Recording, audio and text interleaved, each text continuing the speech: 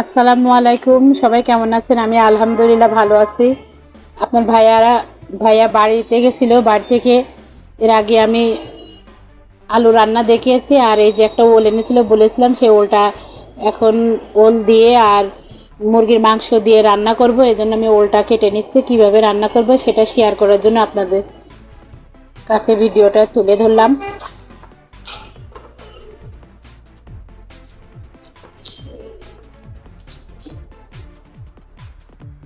ওলটা আগে আমি ভালো করে টুকরো টুকরো করে কেটে নেব।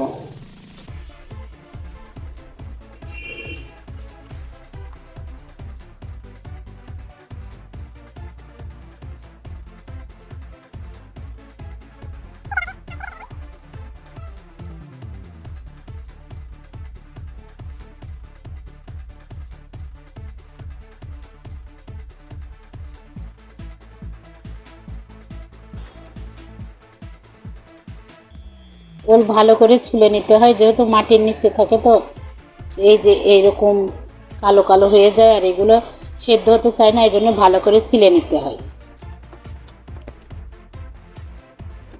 আর ওল তুলে টাটকা রান্না করে খেলে বেশি ভালো হয়। বেশি দিন রাখলে আসলে ওল সেদ্ধও হতে চায় না, স্বাদও তেমন একটা ভালো লাগে না। এখন কি করা, বাড়িতে তো ঠিক মতো সময় মতো যাওয়াও হয় না, কিছু খাওয়া হয় না। এই ঢাকায় এনে বাসি করে খাওয়া লাগে।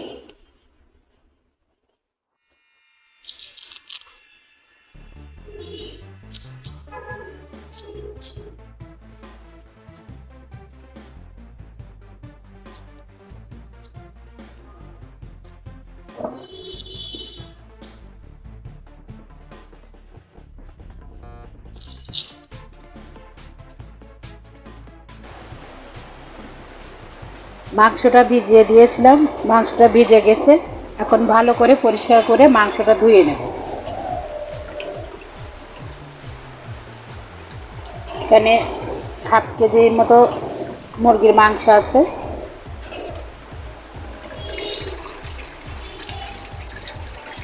মাংসটা পরিষ্কার করে ধুয়ে নেব।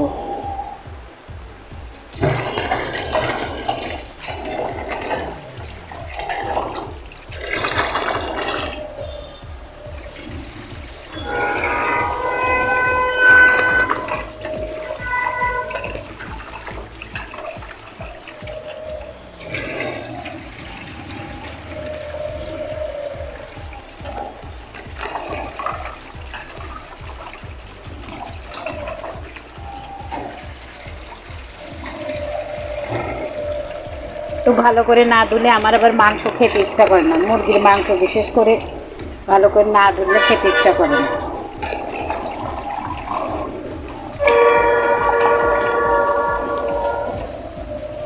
3-4 বার ভালো করে খলিয়ে ধুয়ে নেব।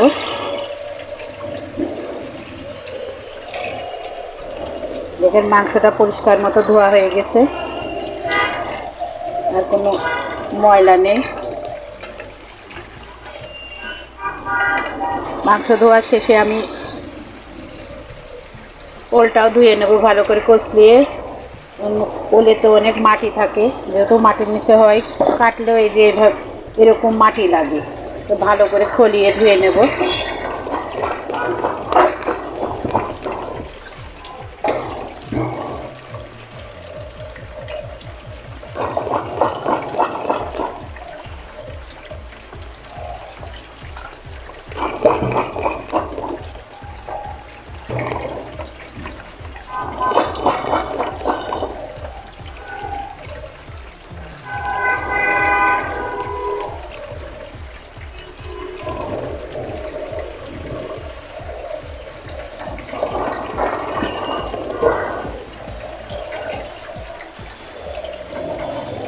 ওলটা পরিষ্কার করে ধোয়া হয়ে গেল।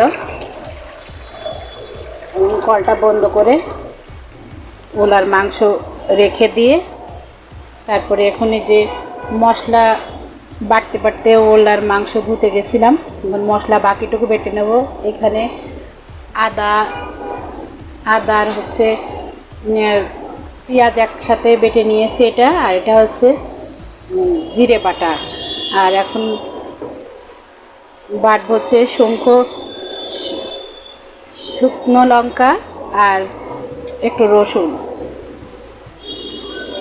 আর এখানে আছে গরম মশলা। আমি যেহেতু সব মশলা বেটে খাই, এর জন্য শুধু ধনের গুঁড়াটা বাদে, মানে ধনিয়াটা বাটতে একটু সমস্যা হয়, এজন্য ধনিয়াটা বেটে খাই না, গুঁড়াটাই খাই।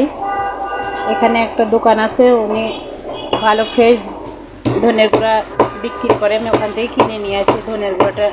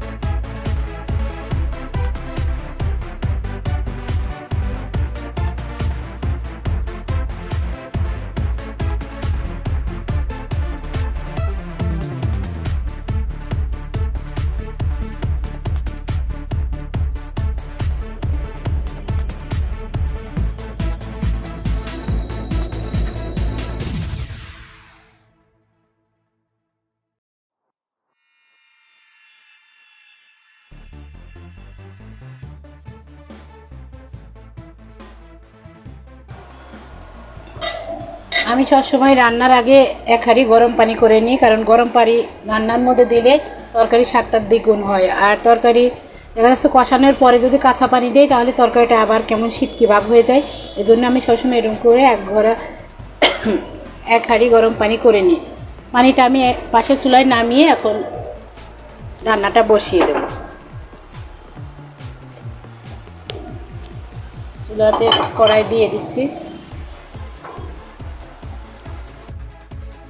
কড়াই গরম হয়ে গিয়েছে, এখন তেল দিয়ে দিচ্ছি।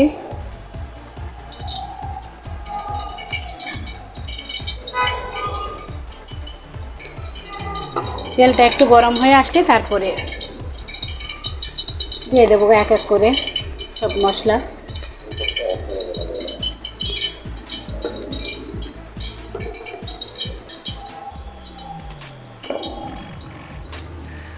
তেলটা গরম হয়ে গিয়েছে, সামান্য একটু আস্ত দিয়ে দিচ্ছি।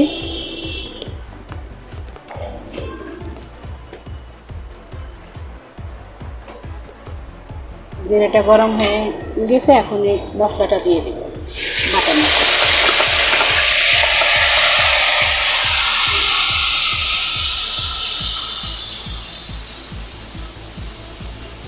পানি দিয়ে দিচ্ছি, তারপরে বাকি মশলাগুলো সব দিব আস্তে আস্তে।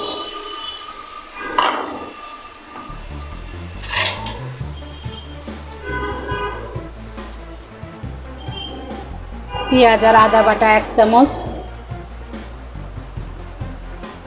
জিরে বাটা 1 চামচ,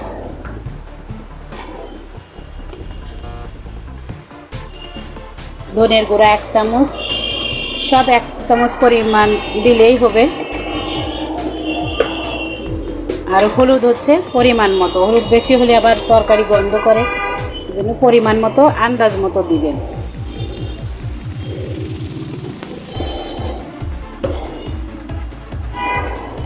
লবণও পরিমাণ মতো দিবেন, লবণ প্রথমে অল্প দিবেন, তারপরে লাগলে আবার দিবেন। আমি 1 চামচ দিলাম, লাগলে পরে আবার দেব।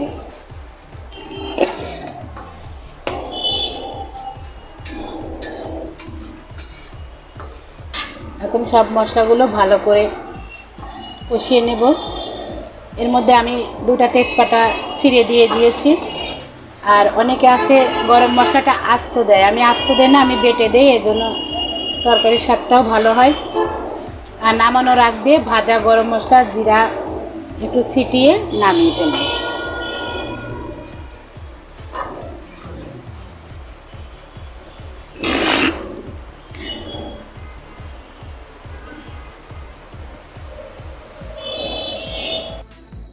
দেখেন মশলাটা সুন্দরভাবে কষানো হয়ে গেছে, তেলটা উপরে উঠে এসেছে।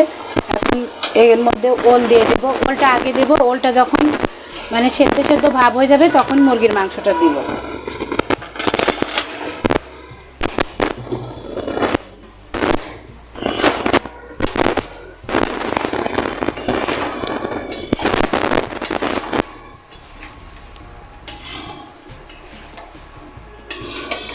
ওলের তরকারি শীতের দিনে সকালে বাসি তরকারি খেতে বেশি ভালো লাগে।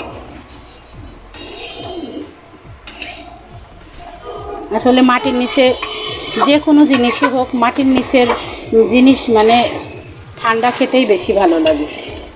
ভালো করে ওলটা কষিয়ে নেব।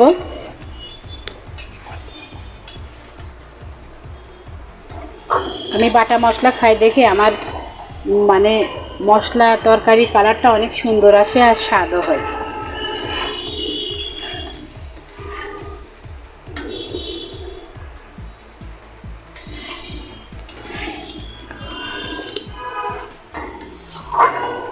ভালো করে নাড়া হয়ে গিয়েছে, এখন গরম পানি একটু দিয়ে দেবো ওর মধ্যে।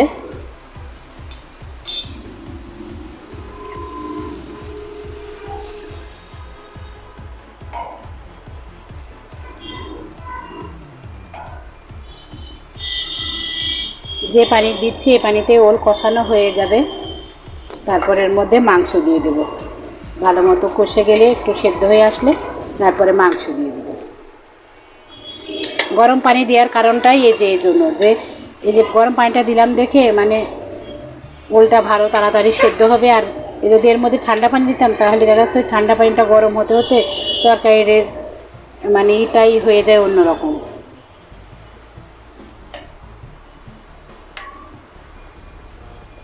একটু ফুটে উঠলে তারপরে দিয়ে দেবো, ঢাকনাটা দিয়ে দেবো। ফুটে উঠলে ঢাকনা দেবো কিসের জন্য, যে উপরে যে তেলটা দেখছেন এটা এখন যদি এই অবস্থায় ঢেকে দেই তাহলে তেলটা সম্পূর্ণই ঢাকনার গায়ে লাগে।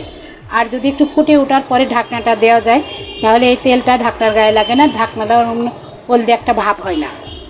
এই জন্য একটু ফুটে ওঠার পরে ঢাকনাটা দিয়ে দেবো। ঢাকনা দিয়ে দেবো 10 মিনিটের জন্য। 10 মিনিট পরে খুলে দেখবো যে ওলটা কতটুকু সেদ্ধ হয়েছে। বলক ওঠা পর্যন্ত একটু অপেক্ষা করব, সামান্য একটু বলক উঠুক চারিদিক দিয়ে, তারপর ঢাকনা দিয়ে দেবো।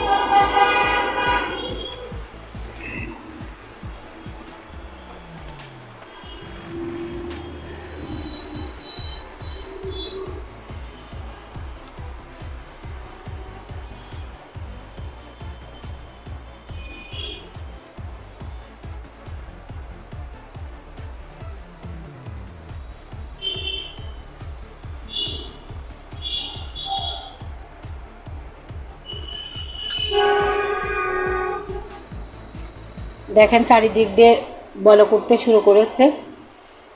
এ পর্যায়ে ঢাকনাটা দিয়ে দিব। এখন আর এই যে মানে পাতিলের যে ভাব, এই হলুদ সাদা ভাবটা হলুদ ভাব হয় না এই অবস্থায় যদি ঢাকনা দেওয়া যায়। আর আগে থেকে দিলে এই পুরা তেলটা একদম ঢাকনার সাথে লেগে ঢাকনাটা হলুদ হয়ে যায়, মাখতেও মানে অনেক কষ্ট হয়। ঢাকা শহরে আমরা তো ছাই পাই না, গ্রামে তো ছাই মাটি দিয়ে একটা ডলা দিলে চকচকে পরিষ্কার হয়ে যায়, কিন্তু ভীম দিয়ে আসলে অতটা পরিষ্কার হয় না।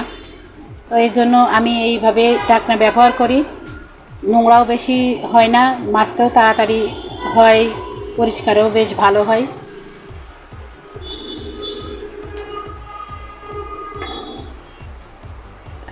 বলক উঠে এসেছে, একটু নাড়া দিয়ে ঢাকনাটা দিয়ে দিই 10 মিনিটের জন্য।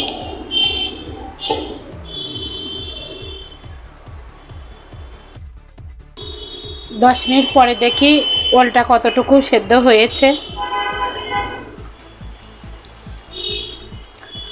দেখেন ঢাকনাতে কিন্তু কোনো হলুদ ভাব হয়নি, কারণ এভাবে দিলে ঢাকনাতে বেশি তেল চিটকে আর হলুদ ভাব হয় না, একদম দেখেন পরিষ্কারই আছে। আমার মতো আপনারা এভাবে ঢাকনা ব্যবহার করবেন।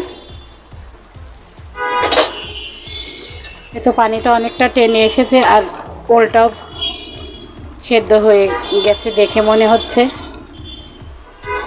এখানে আমি চুলার আঁচটা মানে মিডিয়াম আঁচে রেখেছিলাম। এই 10 মিনিট যখন ঢাকনা দিয়েছি চুলার আঁচটা জোর থেকে মিডিয়াম আঁচে করেছি, এজন্য মানে একটু ধীরে ধীরে হয়েছে। এই যে ওলটাও সেদ্ধ হয়ে গেছে, এখন পুরাটা সেদ্ধ হয়নি, একটু ভিতরেই আছে। এই পর্যায়ে আমি মুরগির মাংসটা দিয়ে দেবো এর ভিতরে। মুরগির মাংসটা সর দিলে পরে আস্তে আস্তে যতটুকু শক্ত আছে সেটাও সেদ্ধ হয়ে যাবে। এখন এর মধ্যে মুরগির মাংস দিয়ে দেব।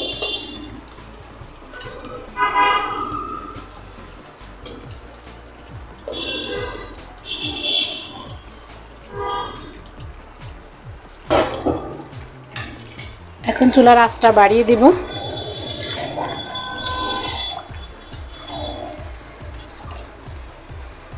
তরকারির কালারটা কত সুন্দর এসেছে।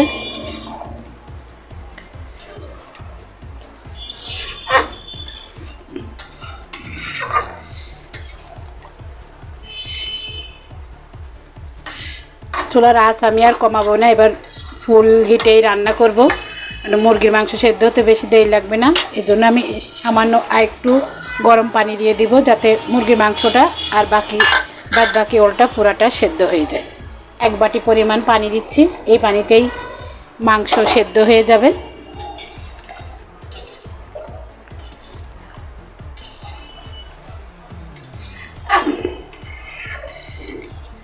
মাংস আর ওল দুইটাই একসাথে সেদ্ধ হয়ে গেলে তারপরে ঝোলের পানি দিয়ে দিব। আর ওল যখন রান্না করবেন ঝোলের পানি একটু বেশি দিবেন, আর একটু পাতলা করে নামাবেন।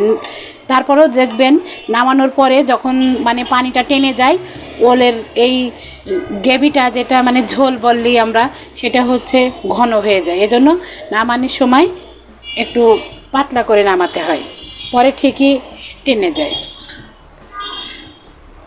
আর এখন আমি আবার ঢাকনা দিয়ে দিব আরও 10 মিনিটের জন্য। এই 10 মিনিটের মধ্যে দুইটা ভালো মতো সেদ্ধ হয়ে যাবে।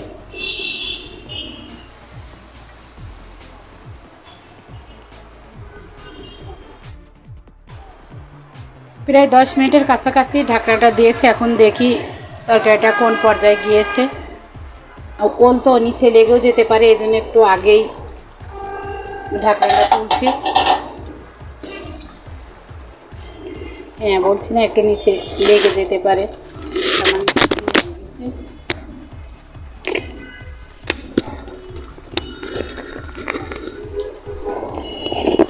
ভালো করে নেড়ে দিতে হবে। মাংসটাও প্রায় সেদ্ধই হয়ে গেছে।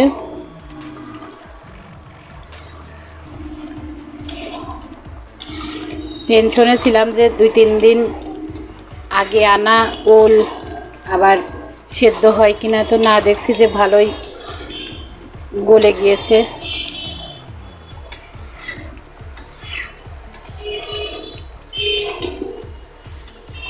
মাংসটাও সেদ্ধ হয়ে গিয়েছে, বোঝা যাচ্ছে।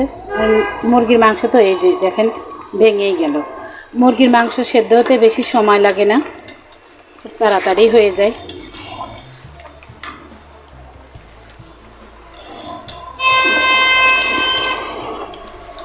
আর একটু ঢাকনা দিয়ে দেব, আর 3-4 মিনিট পরে তারপরে একটু ঝোলের পানি দিয়ে দেব। অনেকটা গা মাখা হয়ে এসেছে। আর একটু কষলে পারে, আর 3-4 মিনিট কষলে পারে একদম পুরোপুরি কমপ্লিট হয়ে যাবে। আর একবার ঢাকনা দিয়ে দিচ্ছি। 3-4 মিনিট পরে একটু ঝোলের পানি দিয়ে দেব, দিয়ে টকবক করে ফুটিয়ে উঠলেই, যখন ফুটে উঠবে এইভাবে, তখনই চুলাটা বন্ধ করে দিব। রান্নাটাও শেষ হয়ে যাবে।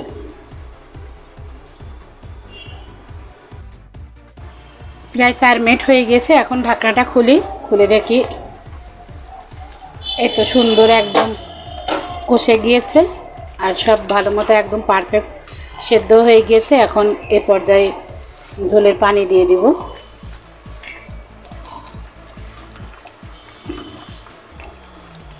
ভালো করে চারিদিকে নেড়ে নিয়ে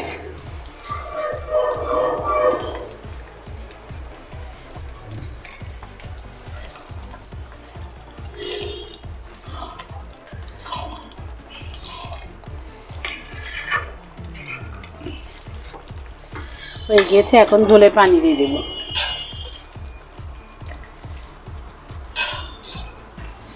এই যে ঝোলের পানিটা দিচ্ছি না, দেখে মনে হচ্ছে টেলটেলি, কিন্তু টেলটেলা থাকবে না। যখন এই তরকারিটা মানে ঠান্ডা হয়ে যাবে, টেনে যাবে, তখন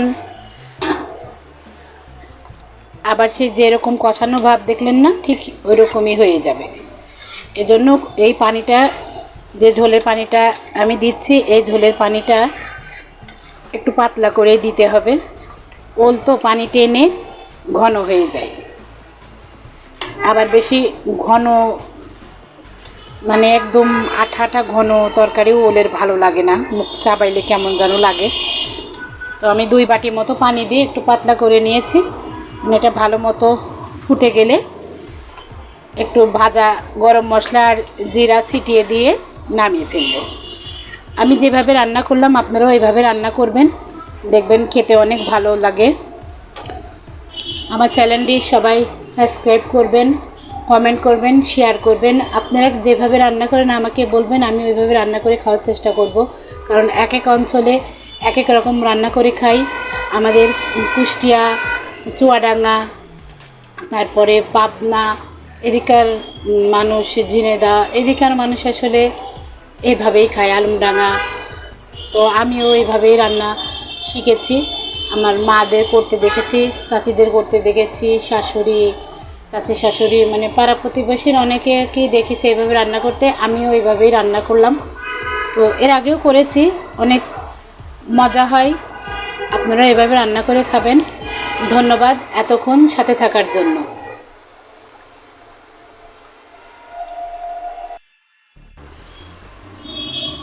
গরম মশলার গুঁড়ো দিয়েছি, এখন একটু সামান্য জিরের গুঁড়া ছিটিয়ে দিয়ে নামিয়ে ফেলব।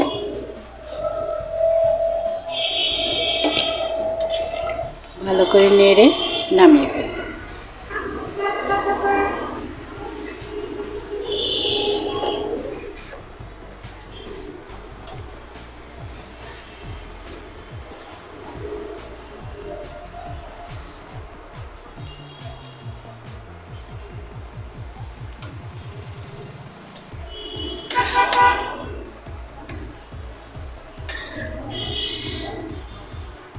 এখন চুলাটা বন্ধ করে দিব, দিয়ে নামিয়ে ফেলব।